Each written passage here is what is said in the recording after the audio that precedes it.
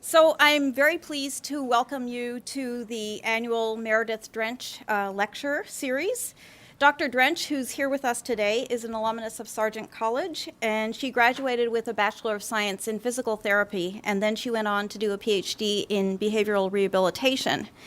And Dr. Drench really understood the importance of marrying work in the psychosocial aspects of rehabilitation with work in the physical aspects of rehabilitation and how important psychosocial aspects are. And she is known for the work that she does today, which bridges these two different areas. And so she endowed this lecture series so that we would be able to bring speakers here to our students at Sargent College who would talk on this topic of psychosocial aspects of rehabilitation. And so we're delighted to have Lee Woodruff be the lecturer today and to give our second annual lecture. We're really lucky to have Lee do this lecture. She just said that she's going to be in 14 different cities in the next 14 days. So this is a stop on a long tour that she's doing, and I know that she travels all across the country talking to people about the journey that she and her family have been through. So Ms. Woodruff is a best-selling author, and she was a contributor to ABC's Good Morning America.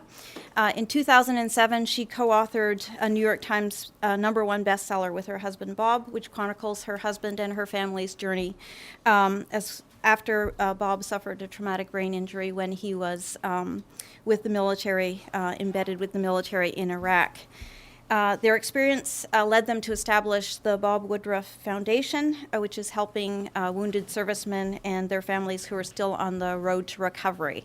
So we're really delighted to have Lee here today to tell us about her experiences and to share this with us. Thank you.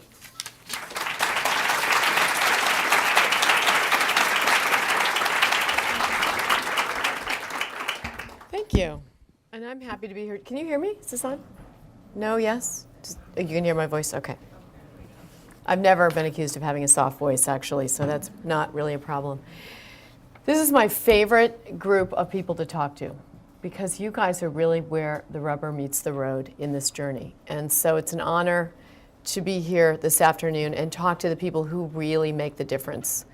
A lot of people get a lot of credit for a lot of things along the journey of a brain injury. And there's a lot of glory in the acute care phase, and God knows I wouldn't have been anywhere without the wonderful surgeons that we had and the people helping in the ICU. But really, where the hard work begins, it's what all of you do. Those of you who are in clinical practice, those of you who are studying to be, I honor you. I take my hat off to all of you. I have yet to meet a person in the rehabilitation field that I didn't like, or that I didn't feel had a total generosity of spirit, and that didn't say one little thing or find one little way to buck me up and to remember that really the big part of the equation is not the patient, it's really the family. Because in the end, as my brother-in-law said to me, it wasn't just Bob who got hit by the bomb in Iraq, it was really the whole family. And for those of you who are studying this and just beginning the journey into this really incredible field, a field which I think is going to see so much change in the next 20 years. You are going to witness things the way cardiology has evolved in the last 50 years. Neuro is the place to be. This is going to be an incredibly exciting field. And so for those of you starting out and studying right now, when you get to be my age, okay, when you get your AARP card like I just did, you're going to look back and go, whoa, I can't even, let's think about all the things that have happened in the field in the last however many years. So lots of good things to look forward to. I've been running so fast, I have just a little intro video that I neglected to bring, and you're never supposed to tell people what they're not going to see, but the reason I'm telling you is I think what I'll do is I'll quickly kind of go through the history of what happened to us, because what I really want to focus on more for you all is the perspective of the family and of the caregiver, and the ways in which you touched me, the ways in which you inspired me and my husband, and the things that I have done and seen and witnessed that I feel I can share with you in hopes that perhaps it will help you do what you do better. Because at the end of the day, when you go home from school or you go home from the hospital, it is your job. Like, you are allowed to be a little bit pissy some days, right? Maybe you're fought with your mother in the morning, or your boyfriend left his underwear 2 inches from the laundry basket and you're really sick of picking it up. Whatever it may be, this is your job. So you're allowed to walk into your job and have a bad day. But my message to you is this: your bad day, I mean, you're not the person in India answering my mean call to Con Ed about why my bill, is underpaid. You have such an impact in what you do, and that tiny moment that you intersect with me or my children or my husband could make the entire difference on how I continue to go about the rest of my day. And whether or not I have the energy or the strength or any last drop of juice left in my body to get up the next morning and do it again. So in my mind, that makes you guys sort of somewhere up kind of on Mount Olympus. And that's a really big and wonderful and important and responsible position to hold. And I think sometimes people forget that one moment where maybe you put your hand on my shoulder and say, how are you today, Mrs. Woodruff? That moment can send me skipping off like that little Lucky Charms elf for the rest of the day, because somebody thought about me, somebody put me into the equation, and I'm the person ultimately, especially with a brain injury, who is really directing and directing in the sense of an orchestra, the entire care and the world around which my loved one operates. And so for him to get better, I need to get better. And for me to get better, I need to see, as I go through my day in the rehab hospital with him or without him, one drop of kindness. And that's the one thing that I found in all of the journeys that we made through our rehab world. Bob was named the co-anchor of World News in 2006. That was after Peter Jennings died. I know most of you guys don't watch the news anymore, you young things, but there only used to be 3 networks at one point in time. And one of those networks was ABC, still is. And Bob took over with a woman named Elizabeth Vargas after Peter died. And the idea was that one person would be in the field reporting and one would be sort of in the studio, and they would flip-flop a little bit, but I knew it would be Bob mostly who would be the person who would be out in the field, because that's what he had loved to do. We wrote a book called In an Instant. It's the story, as Gloria said, of the injury and the recovery, but it's really the story of a marriage. It's a back and forth about our life, about our journey. You can read all the millions of places we lived, being in Tiananmen Square, how Bob got into journalism. I actually married a lawyer. And I contend that really to understand how a family survives something so cataclysmic, you really need to look at how the foundation was built. And so what it ends up being, too, I think, is a book that just shows the underpinnings of how you make it through something so incredibly awful and so completely out of the blue. Bob was in Iraq in January for his 9th time. He had covered wars for probably a good 10 years. So he was no stranger to places of conflict. And when he left to go at this point in reporting, it was President Bush's State of the Union address. And he was going to talk about how our troops were standing down, and we had been training the coalition forces to take over and do more patrolling. So he was there for 2 days. He was going to embed really quickly with the military and go down and report about the safety of some of these areas that had been incredibly insurgent active. And what happened to Bob as he was riding down that road, in and out on top of the tank, is what happens to our troops every single day in Iraq and Afghanistan. A 155 millimeter shell, which is about from me to that first chair, exploded off a little bit to Bob's left.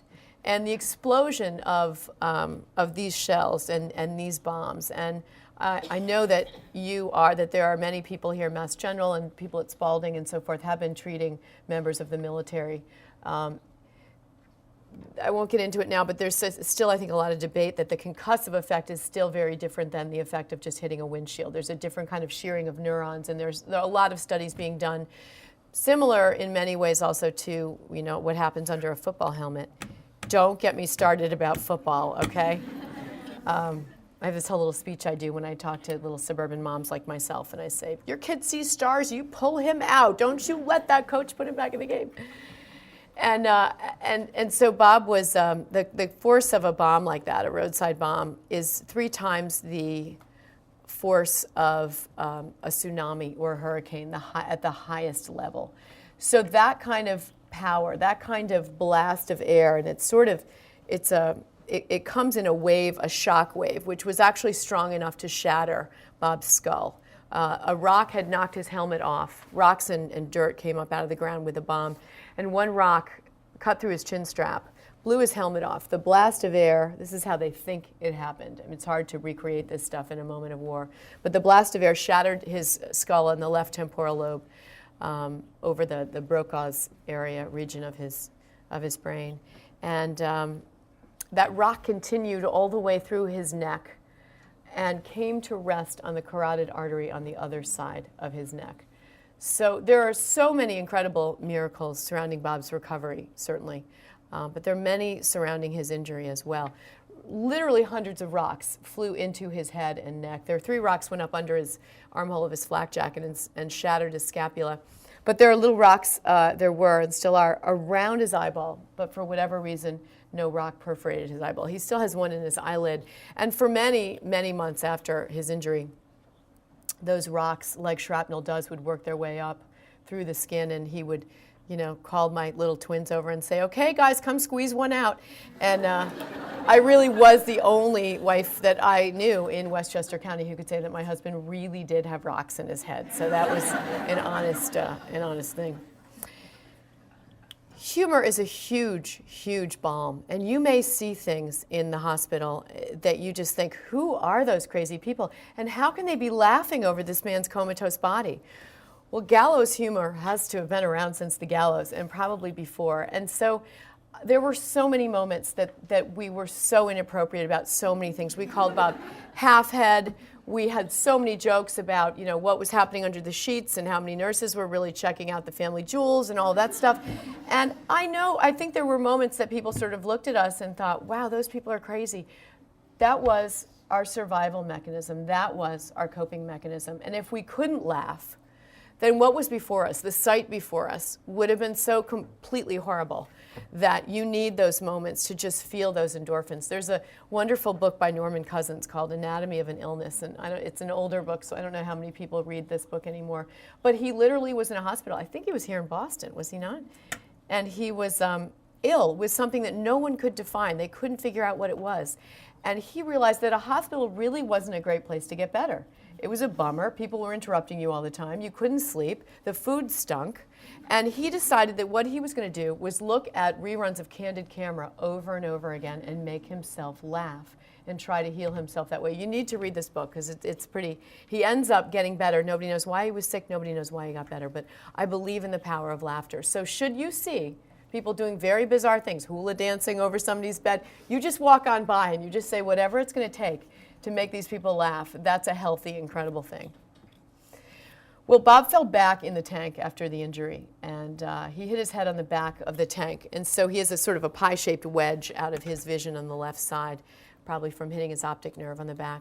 He fell down, and he describes, and still can remember, that feeling that so many describe of a near-death experience, of floating above his body and being bathed in that white light that people talk about. And to him, he felt like that was heaven, and that's what happens when you die. And it still to this day has erased his fear of death. I mean, he felt like that was actually a very comforting thing to experience, because if that's what it was going to feel like, it was going to feel warm and comforting and inviting. And for whatever reason, he woke up hard on the bottom of the tank, began kicking, began talking. Blood was just pouring out of the wound in his neck that the rock had created, and it was his Iraqi translator who screamed at Bob's producer to put his hand on his neck. Put your hand on his neck, put your hand on his neck, to be able to stop the flow until they could get to Bob. His producer, Vinny, told me that he had spoken, that he was shouting about what he was going to do to these guys who'd just blown the bomb up. And I thought that was a really great sign. So I would hold on to that when I would talk to the docs in the ICU. Until one doctor, wah, wah. Well, there's no guarantee that he can talk now because he's had multiple surgeries since then. And how do we know that wasn't just a brainstem reaction? And I thought, really? You're going to take that one away from me too? Like, I'm kind of clinging on by a thread here. How about something a little bit positive? And that is my giant message to you all today, because as a family member witnessing this, what we do so wrong in the medical profession is we are so afraid of a lawsuit, so afraid that that wife's going to come back with her nails out to scratch my face because I've told her I think that this might be okay.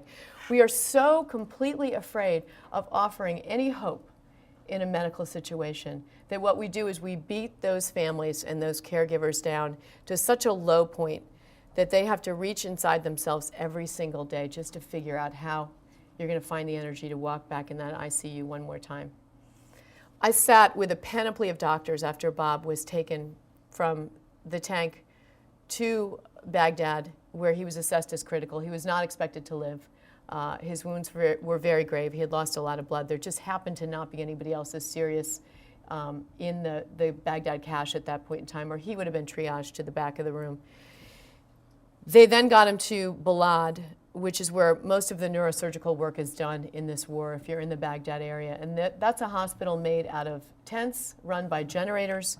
The doctors and nurses are wearing full body armor, if you can imagine that, while they're operating. And while they were operating on Bob, they were actually taking mortar fire. So within 47 minutes from that war zone, they got 16 centimeters of Bob's skull off. And they knew exactly what to do.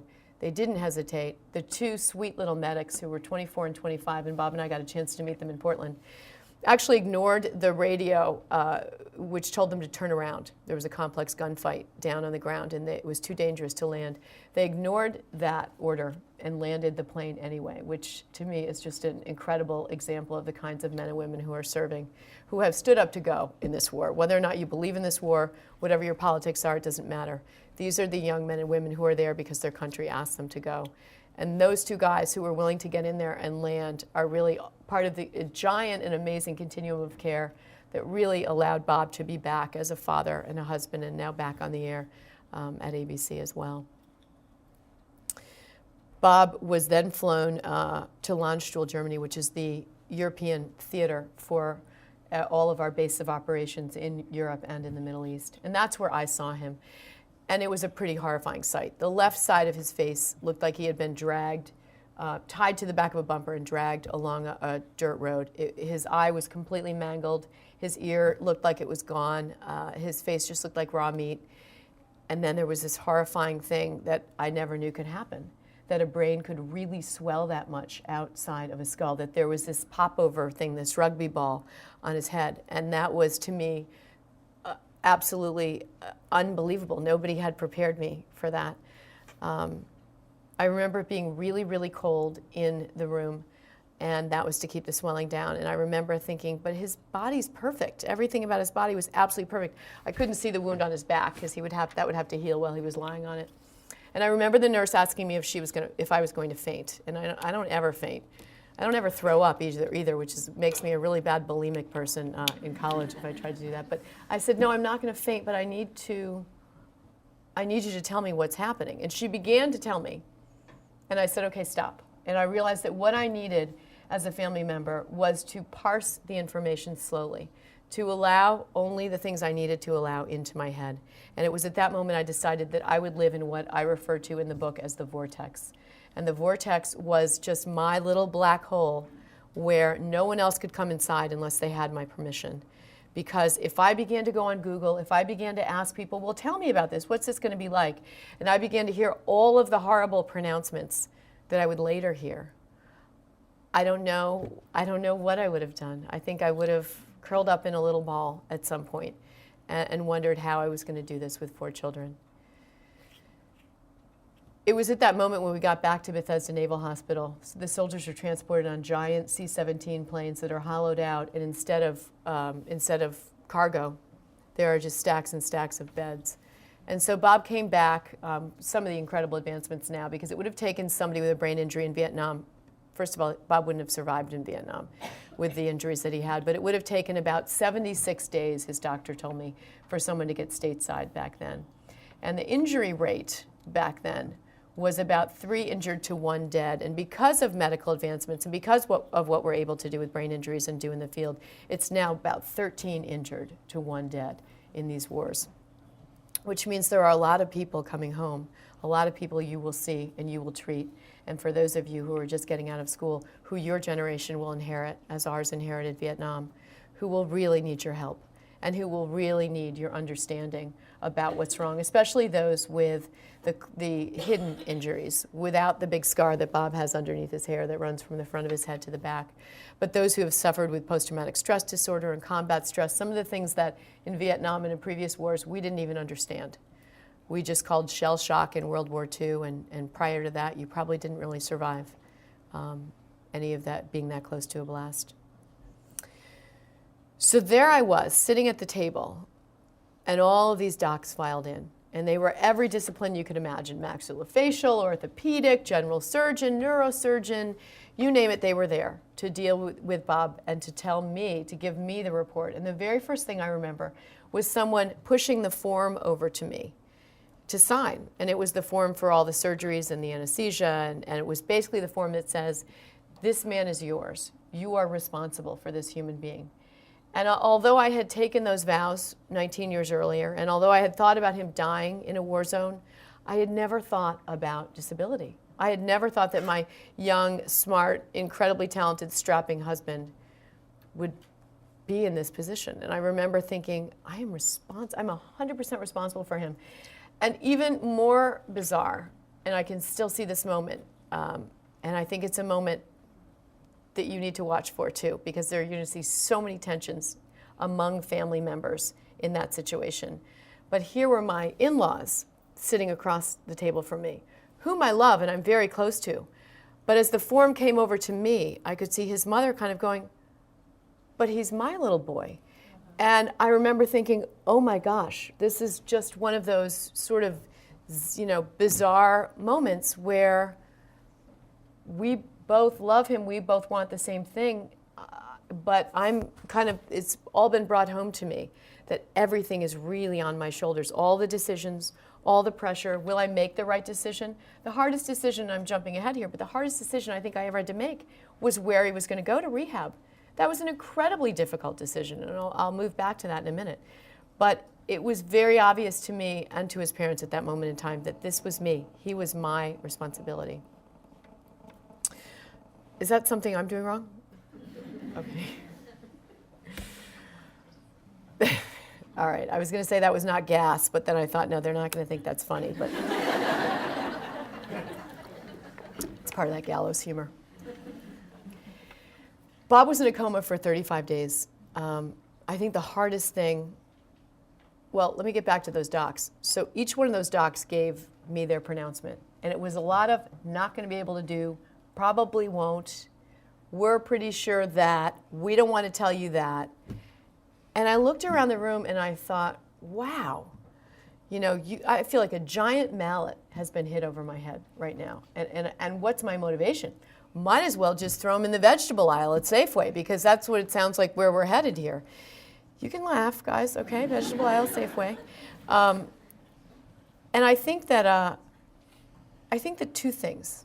I think that human beings are really intuitive. We're really smart people. And we certainly are smart people about our loved ones. So if it's 6 months down the road and Dad's stroke isn't going the way we want it to go, or maybe it's a year down the road and the radiation and the chemo haven't really worked on Mom's breast cancer, we are going to understand that. Our minds are going to ultimately let us understand that this is probably as good as Dad's going to be able to walk. Or this is as much language as, Uncle Jim is going to get back.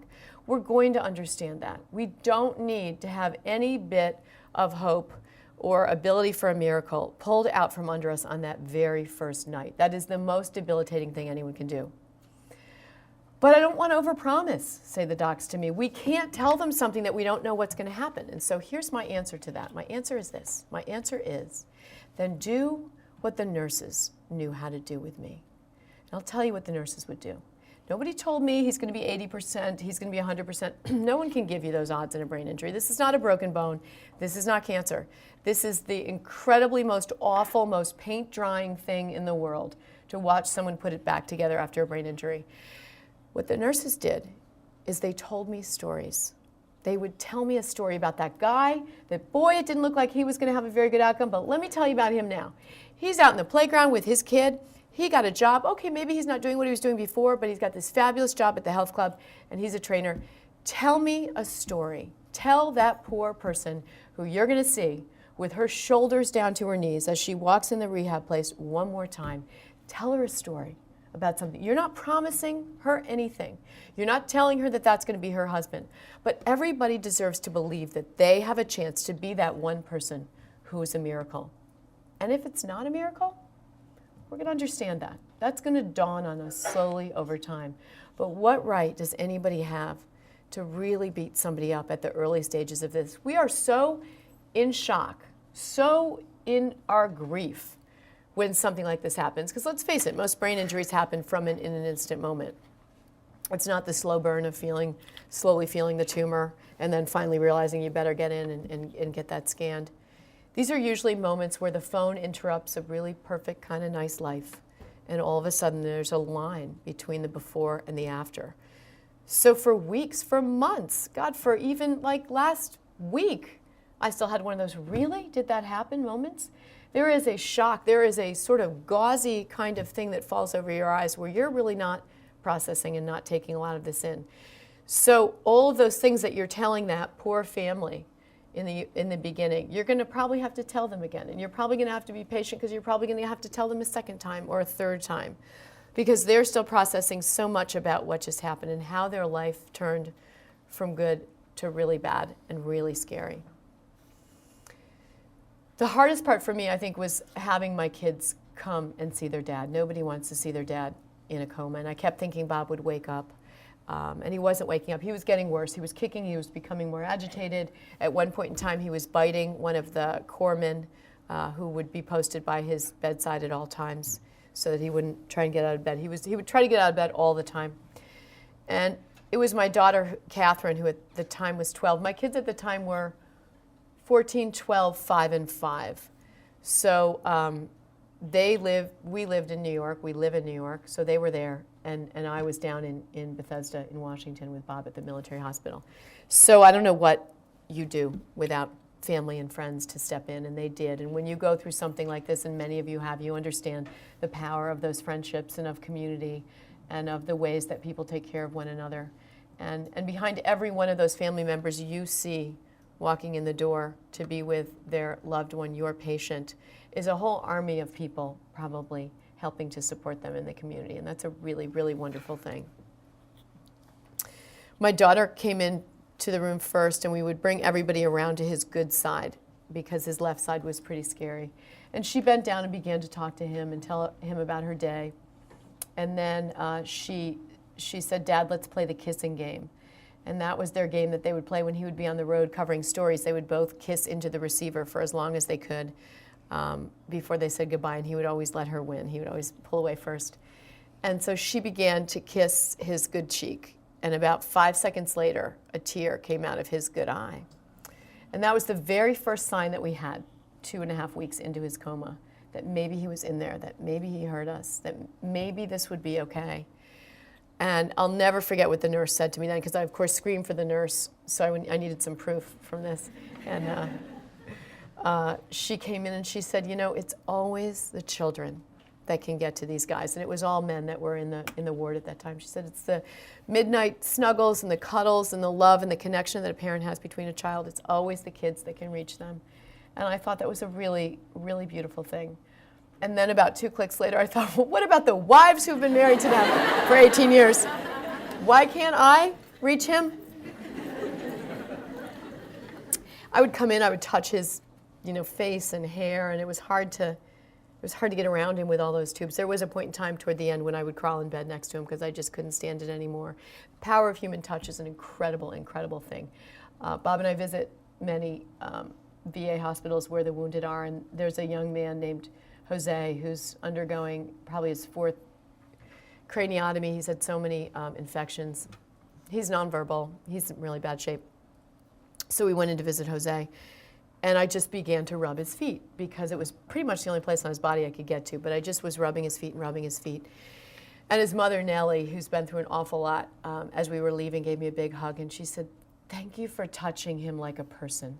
She said, "Everybody comes in here and it's all medical touching. It's taking this reading and it's, pulling out this tube and checking this." And She said, you touched him like a human being. And when you did that, I could see how he reacted. I could just see that you made him feel not like a patient, but like a human.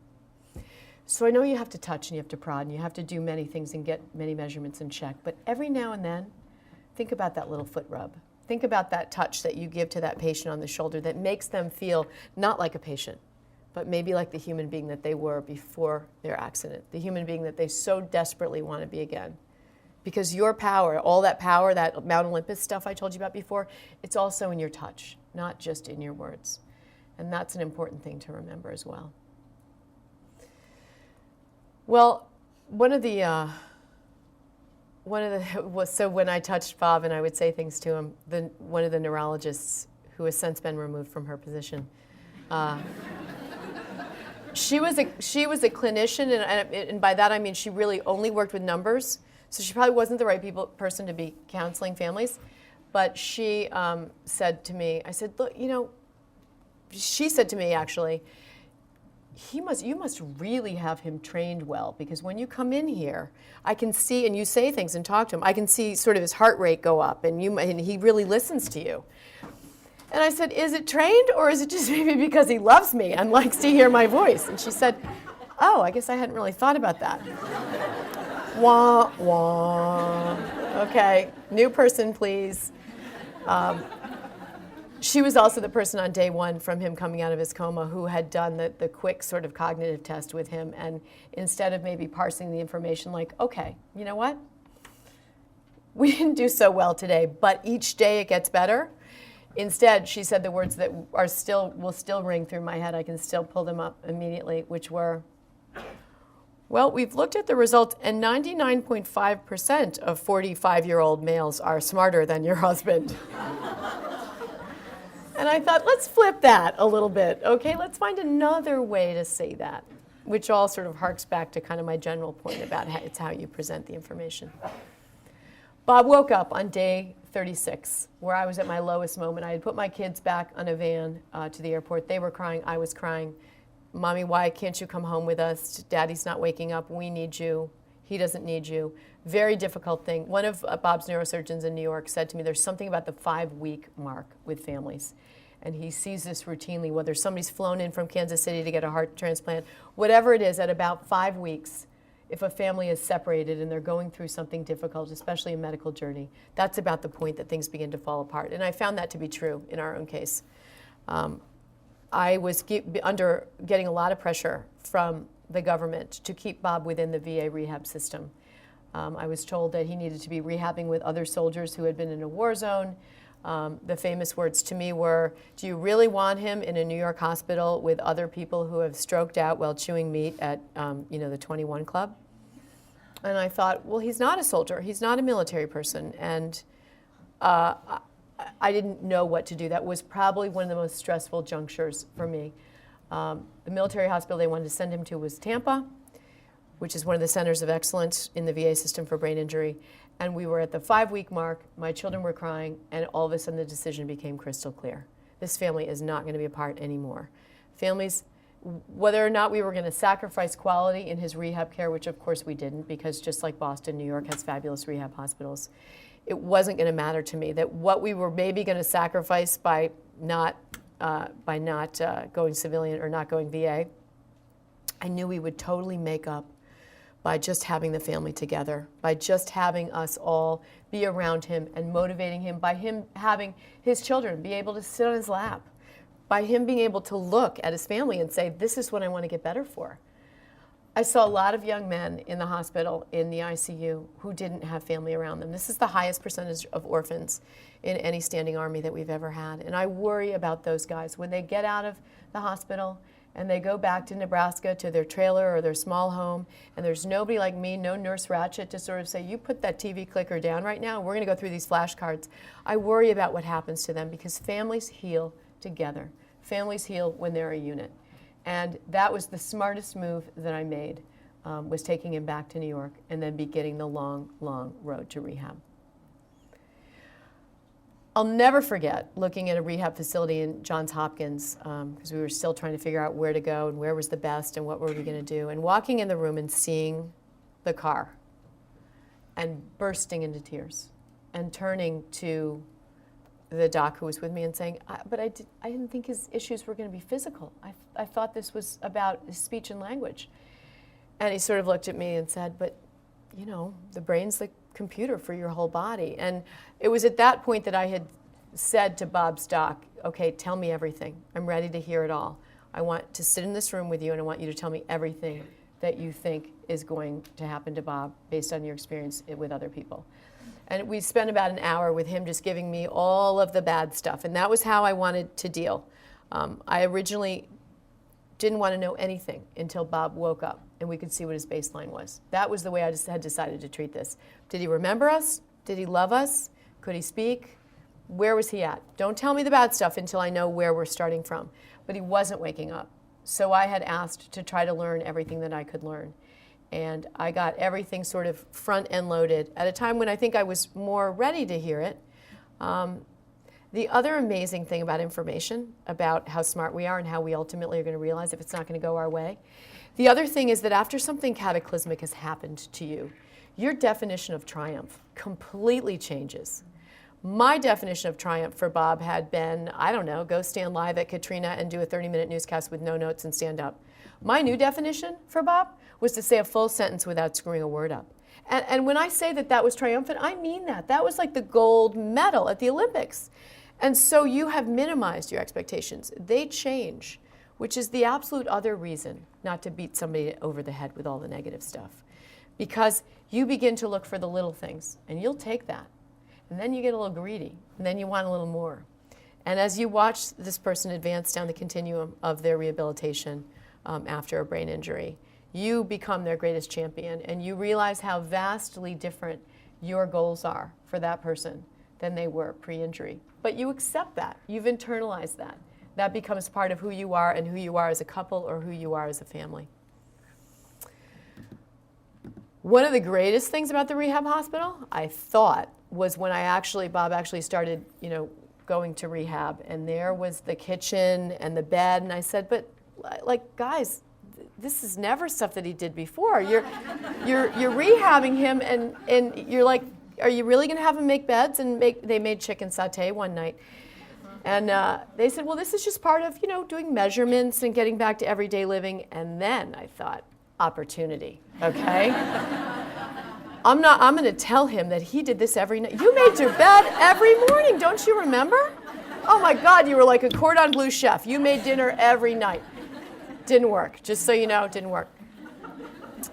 I found his memory during the coma really selective. I have people who told me they remembered every single thing said over them at a bedside, and Bob actually remembered nothing. He remembered nothing, but he had a vivid dream that he can remember.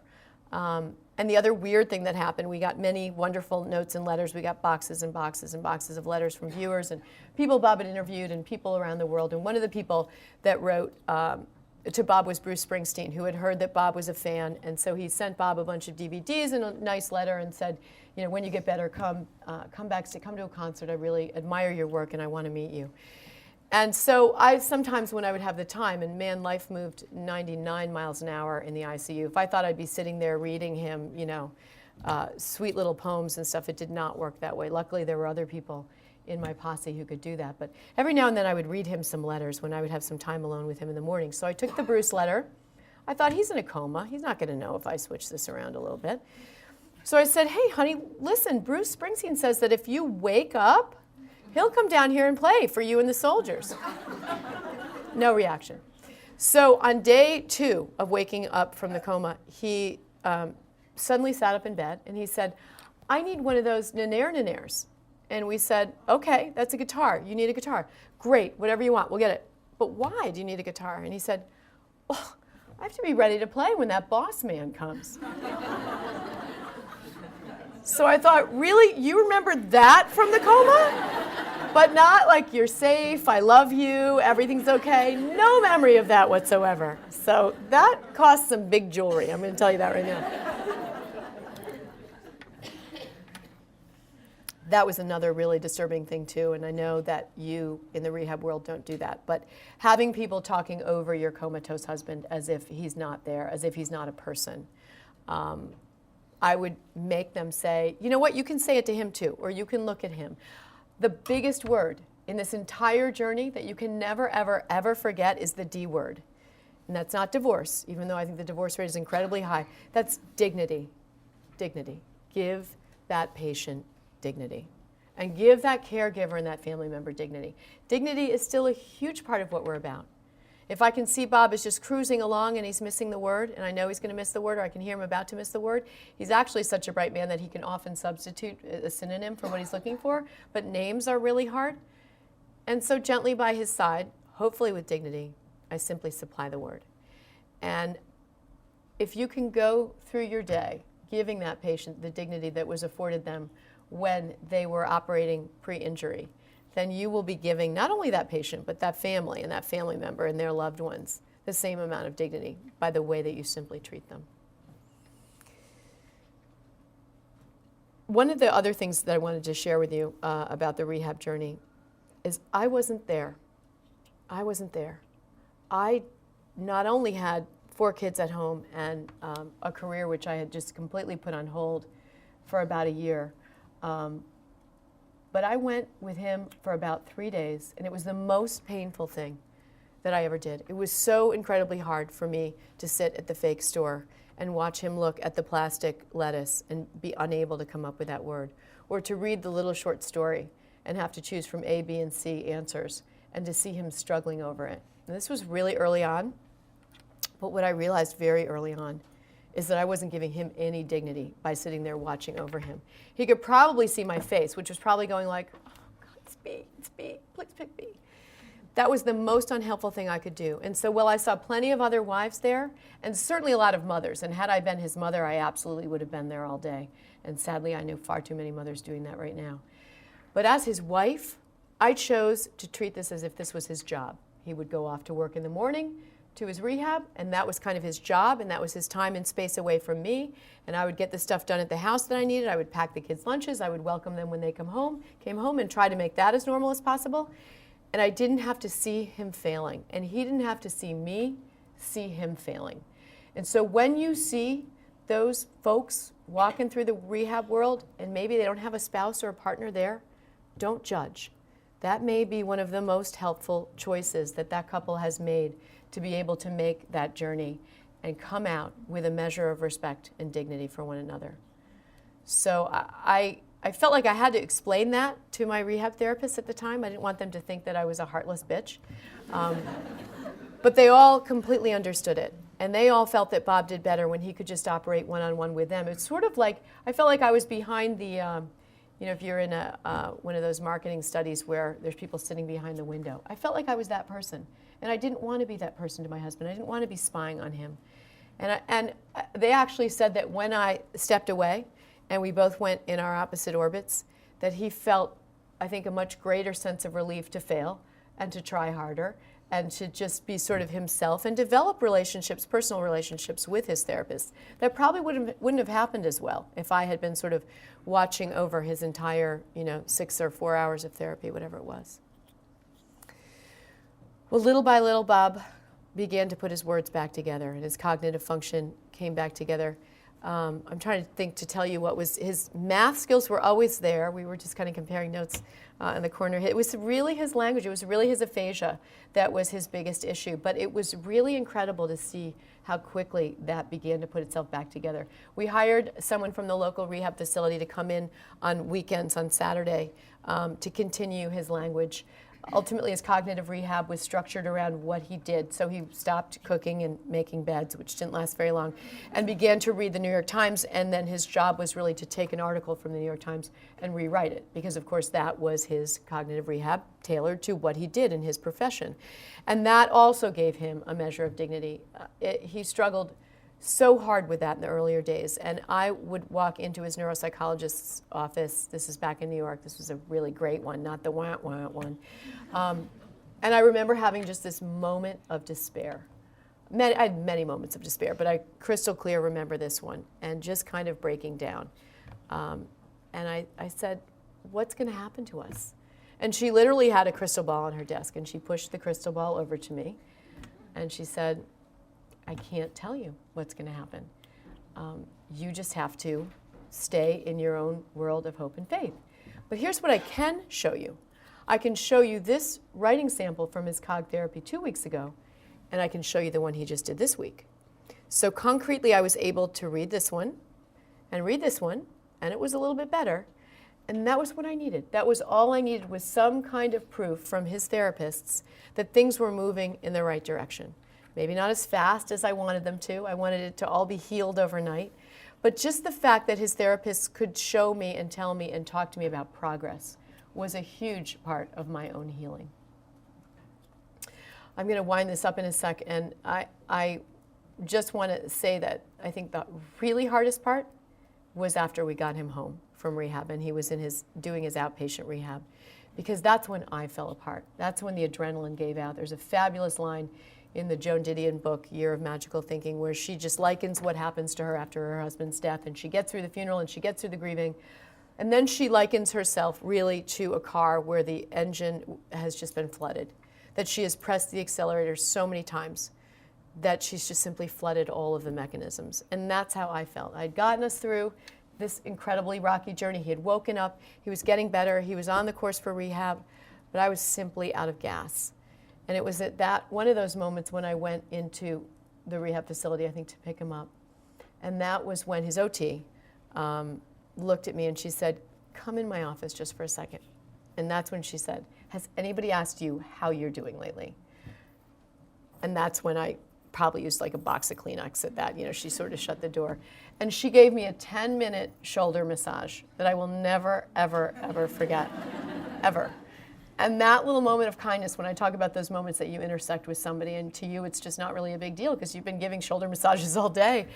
But to me, that was the most glorious thing that any human being could have done at that moment in life. And that gave me that little sort of shot that I needed to get through probably that next week.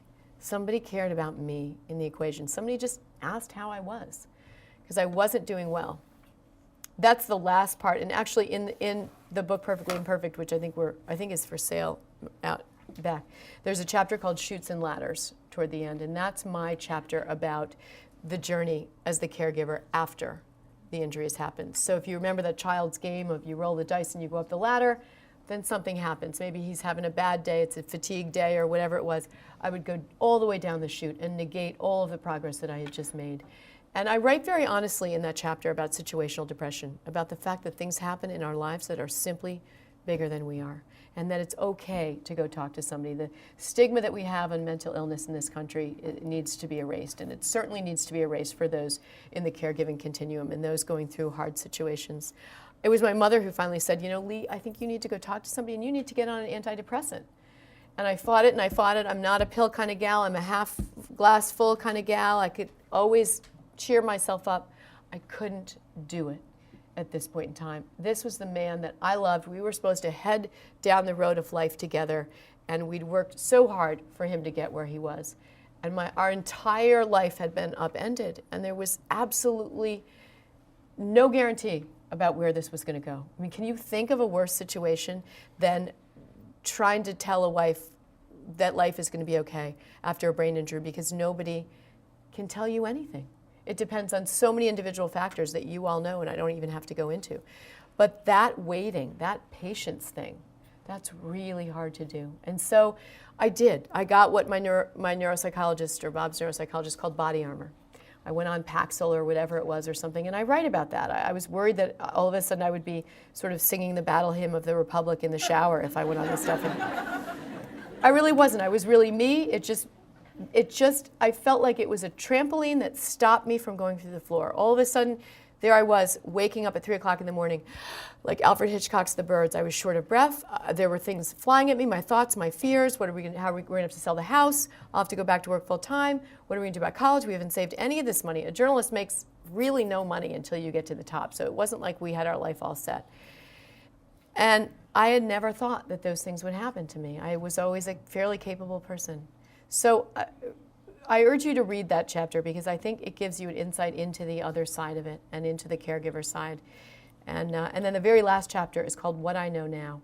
And that's my 10 kind of tips, what to do, what to say, what not to say when someone's going through a difficult time. And that was really gleaned from being on the road from these last 2 books for the last 2 years and having everybody tell me their stories. My favorite one still is my friend whose father died and was home for the first Thanksgiving after his death and ran into an older woman she knew in town in the grocery store who came up to her and said, "I am so sorry about your dad. I know just how you feel. My cat died last Thanksgiving." So things like God doesn't give you more than you can handle. Things happen for a reason. Unless you've stood in those shoes, some of these things may sound really great and they look good on a Hallmark card. But as the caregiver, when you've heard them a million times, you can't think of a reason why a really good man gets blown up by a bomb in Iraq. So I think that will also help you. I talk about the power of human touch. I talk about telling it like it is. This stinks, I wanted people to say to me. Not, "Oh, you're so strong." If I heard "you're so strong" one more time, I thought I would throw up right on their shoes. But of course you keep it together. Of course you're lovely and you're gracious. But there are just things that are much more meaningful to say to someone. I'm going to just end really briefly by giving you my net, and then take your questions. And I often get asked, what did I learn? Where are we now? And by the way, we're in a really wonderful place now, and Bob's aphasia is still there, and he still does have fatigue. And I think the only other little residual thing is probably his temper is slightly shorter, his fuse is slightly shorter than it was before. Other than that, his personality is unchanged, which is absolutely incredible. He still has a really lousy sense of humor. I mean, it's just not funny. He thinks he's funny. And his reading is slower. It's definitely slower. And sometimes I'll actually see him moving his lips to just kind of to take it all in. He has never really had serious depression from this. I think that he feels still that he is so lucky to be alive. He has seen so many who didn't make it and knows how many in our military didn't make it. And I think that carries him a long way. I don't know how that differs from somebody who got in a car accident and feels lucky to be alive or feels cheated or ripped off. Maybe that comes from somewhere deep down in who you are and your DNA, but that was not the way he processed this journey. Not to say I haven't seen him have his moments where he's sad or he understands just the enormity of what he lost. But for the most part, we are very grateful for what we've been left with. So how is my life different? There are a heck of a lot more dishes in my sink.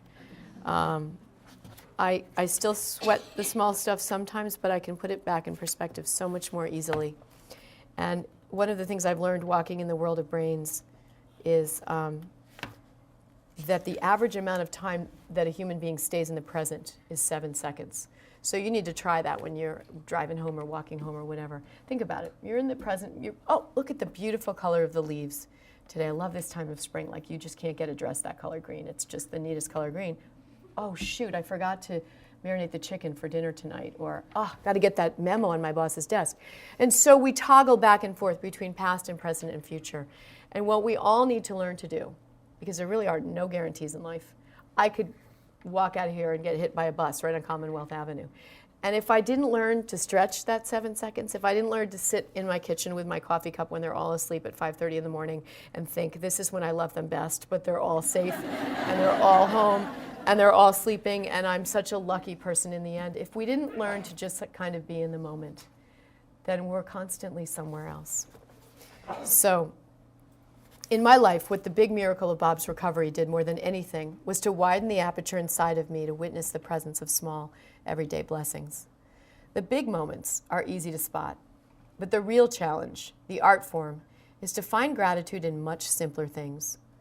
We need to be open to feeling the power of a life made up of many little shards of white light experiences. These moments of grace, as I think of them, are as real and as powerful as the headliners. I see these little blessings in the gift of a friend's healthy newborn baby, a clean mammogram, or the really truly satisfying snatches of conversation I have with my father now when he's having a good day and can clearly remember the parts of his life. People talk a lot about living in the moment, but to do that, to really achieve that, is to be able to fully participate in all the unarticulated goodness that makes up our lives. And of course, that kind of focus isn't possible every single day. But I try now to give it all my attention when I tiptoe into my children's bedrooms in the morning and stroke their hair as I wake them for school. I count my blessings for having sisters and girlfriends with whom I can unburden and be as comfortable with as a second skin. It is one of life's small gifts to be able to ease someone's pain, to hold their fears for an hour or a day. That's what you all do. None of us would ever choose to rupture the veil of innocence that shelters our children, and as a parent, I would have liked to have spared them from the worst of it. But that's ultimately not realistic. You cannot protect them all of the way. That's not how life works, and that's okay. But in the grateful aftermath of our family's collective sorrow, I tell myself that my kids have learned more from the difficulties and the hardships they have witnessed and endured than they ever would have otherwise. The routes my children constructed to navigate around the fear and loss surrounding their father's injury have forged their capacity to truly engage in their own lives, to be empathetic, and to genuinely care for others. I have no doubt that they can already handle situations far beyond what many of their peers can. 4 years after Bob's injury, we have all come out the other side, each member of my family. We are all unexpected experts at surviving. We're no different than so many American families. We've acquired scars, opened our eyes, we've grown and stretched, we've ached and rejoiced. We've felt loss keenly, and we've counted our many blessings. None of us will ever underestimate the power of love, family, faith, friendship, and the resilience of the human spirit. And through it all, we've been grateful to have kept our sense of humor and our general optimism intact. We may be messy at the edges some days, like today, me putting my makeup on here in the bathroom when I got here. But we're a family firmly united at our core. And in the end, we are proud to be wonderfully, perfectly imperfect. So thank you for listening to my long-winded story.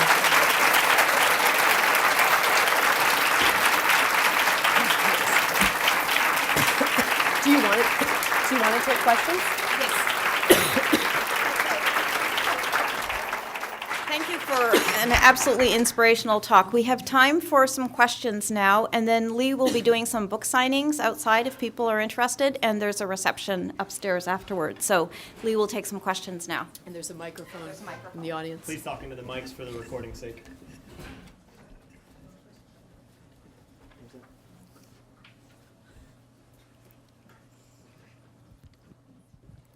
Could you tell us about the day that Bob came out of the coma, how you learned about it, and who told you, and what your feelings were? Oh my gosh, I loved that day. That was a really special day. I kind of skipped over that part, didn't I? He did not wake up the way most coma patients wake up, which is gradually and slowly and with everyone turning the meds down. We were truly headed, I was in Johns Hopkins crying at the car because we were truly headed to a subacute nursing facility. He was not waking up. He was out of the acute care stage. There was nothing they could do, and he was not able to do 2 hours of therapy a day, whatever was required at a rehab hospital.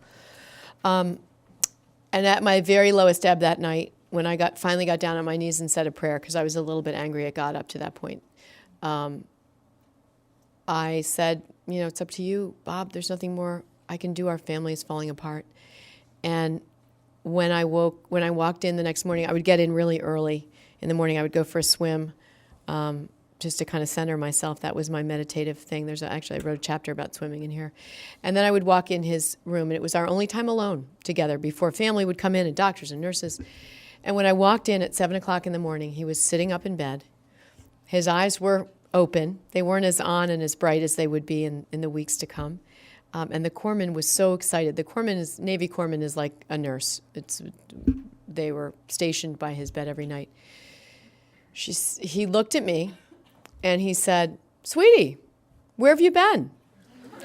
Like I had just gone out to Starbucks. I mean, you could have knocked me over with a feather, because I walked in, shoulders hunched, head down, thinking, what are we going to do? I've got to get back to my kids. And there he was sitting up in bed, and she said, he's been speaking, I think, Mandarin Chinese, which Bob speaks, and French. And, of course, you all know that the language you learn before the age of 6 goes in one place, but afterward it goes in another little filing cabinet. So his brain was obviously reaching into the English language area and finding, scrambled eggs. So it was reaching into his other languages and trying to communicate that way. And she said every now and then, he just sits up in bed and says, "Bob Woodruff, ABC News."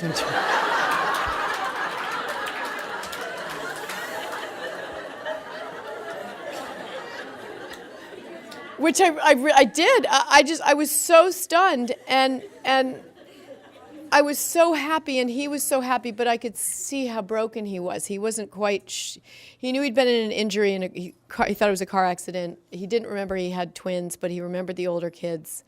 One of my favorite stories is he's looking at this book that the corpsman had on her chair, and he looks down and he goes, I can't read. And I'm thinking, okay, this is what they told me. You know, we'll teach him how to read again, and you know, at least it sounds like he's got some language. And so later, a couple of days later, we made an appointment to go down to the eye doctor and see, because he'd hit his head. He was talking about this black-shaped vision. And after going through a few tests, the eye doctor goes, you know what, hang on a second, put these on. So he hands Bob the book, and Bob goes, oh, the bear went to exchange the clerk. I said, you dummy, you're over 45 and you wear reading glasses. Don't scare me like that. But his reading was slower. And we played a lot of charades. That was part of where I talked about sort of inappropriate humor coming in. Once they got the trach tube out, because we didn't know if he could talk or swallow or breathe on his own because of that rock that had passed through there.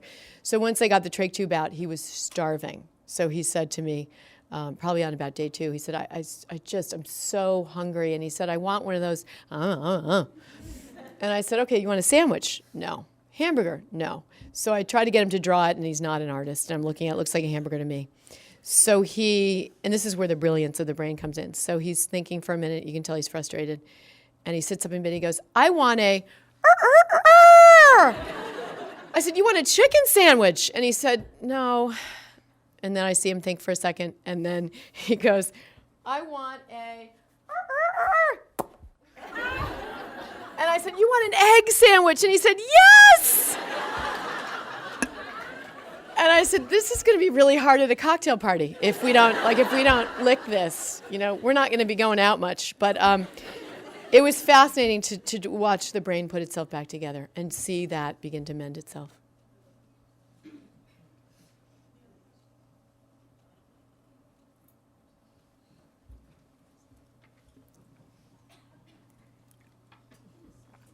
Thank you for coming today. This is great. I was wondering if you could talk a little bit about your experience with other caregivers and other survivors of families and how that impacted your experience. Yeah. Well, I think that's a big part of the reason that we started our foundation, which is remind.org. And I have little cards for my website, and you can get to it on that if you're interested. We were a really fortunate family on so many fronts. We had unlimited rehabilitation paid for by ABC News and Disney, who owns ABC. I saw families fighting for coverage. I mean, I don't have to tell you guys, whoops, 6 weeks, you're all better, you're all done. We didn't have that struggle. We didn't have that journey. I saw caregivers in the military having to make a decision because of the VA system. Do I go and... It's like those old telegraphs in the old days.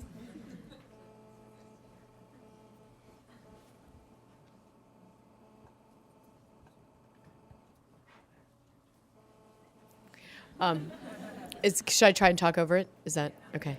I saw families, young wives, having to make a choice. They live in, no, you can't hear me, it's off? Okay, women who lived in Nebraska, families who lived in Nebraska. Can you hear me now?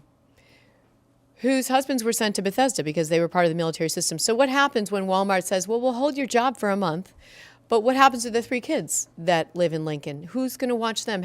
Families are making choices in this system that are so unfair to be made, because rehabilitation, as I don't have to tell you, is a very long-term journey. And so that really motivated us as well. We thought that was so unfair because here are families from around the country, and because of the VA system, and I'm not saying anything against the VA, but it's a system that has to change for brain injuries, they were being split apart and being forced to make choices when right in their hometown would be a fabulous rehab hospital that was treating people for generations and decades. So that part has to change. And I think the thing that I saw, and you have seen this, and you know this better than me, and you will see it, is people handle grief in so many different ways. I mean, you would have liked me in the hospital because I always brought in brownies, and I always thought if I put on my happy face, if I'm nice to these people, they'll be nice to him. It was a little selfish on my part, but I was so grateful for what you all were doing. This was the happy place where he was going to get better. I mean, I wanted him to be there. But I saw people fighting. I saw people take their grief, and it doesn't make it wrong, but everybody processes it differently. I saw, people screaming at nurses and sometimes angry at therapists, and that was where they were putting their bad stuff. That was where they were putting their grief. But I thought that was so interesting, the continuum and the way that people process and handle themselves in different situations. I'm not saying I get any gold star. I just felt like when I was there in a place where Bob was healing, that made me much happier than sitting in my home, which was frightening and scary and very isolating.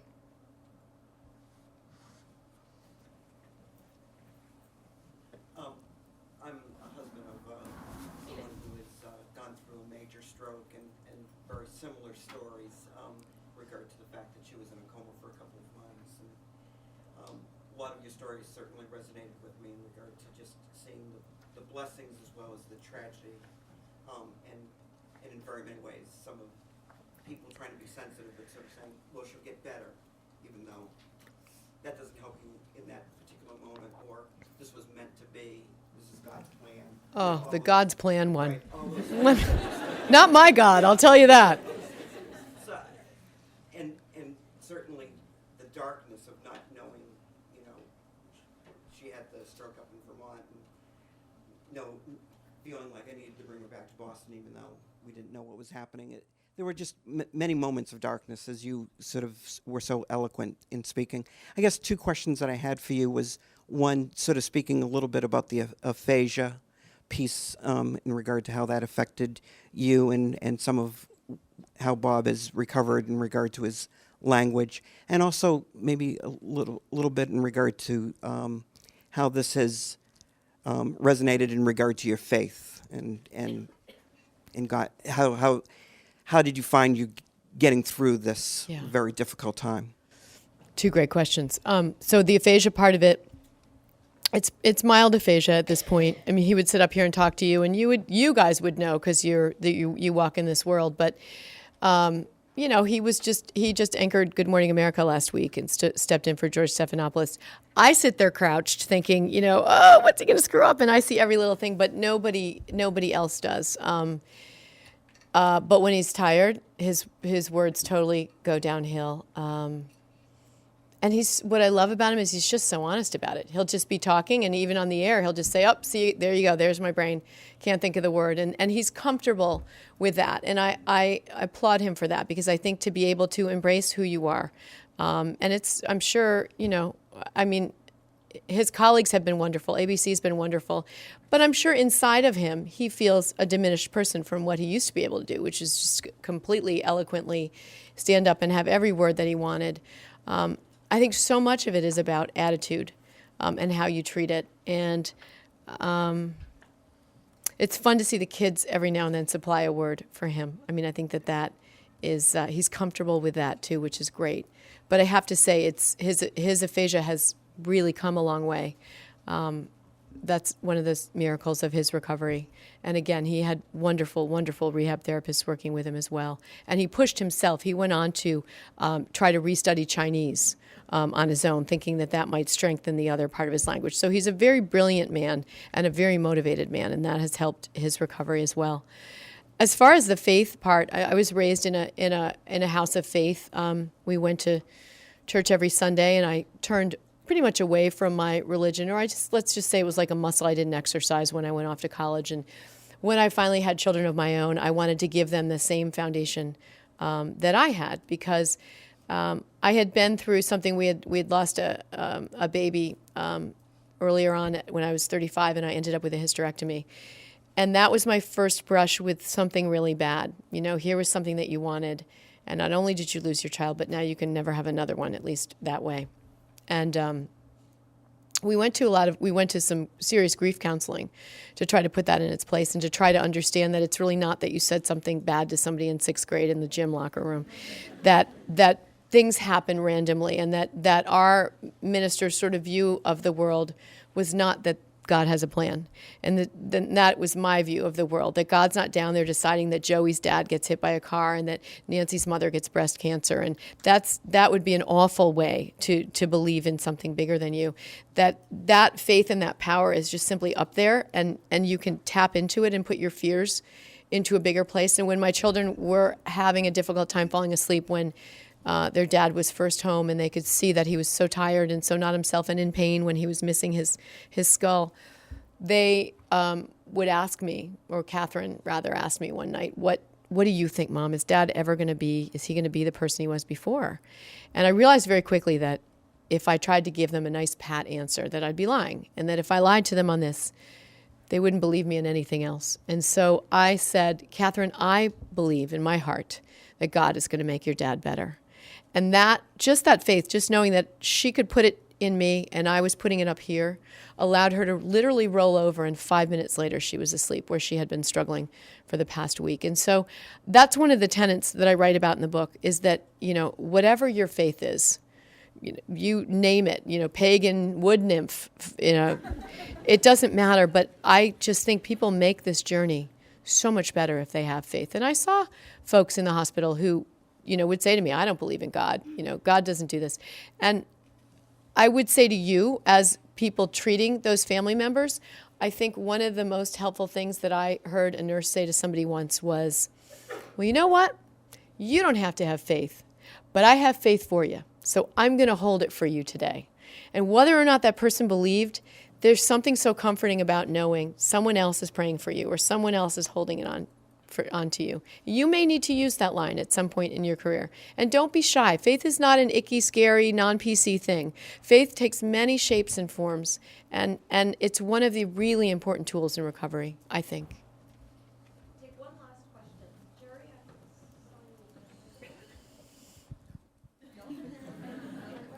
Jerry, what happened? Did I scare you off? Did you collaborate with Bob on what you might say at these talks? What would he say to us? Yeah, no, we often speak together, less and less so as he's gotten more back to work. He's very candid about things, and I also am careful about what I say about him. I mean, in a group like you all, I'm going to be honest, I'm telling you much more than I would tell, when I stand up in front of the, Merrill Lynch bankers that I'll speak to and whatever, because you understand this, and you also deserve to hear the truth, and you also understand what a brain injury entails and what that means. Most people, as you well know, have no idea. And you're here to learn. You're here to do some good. So I want to lay it out for you, and he is very complicit with that.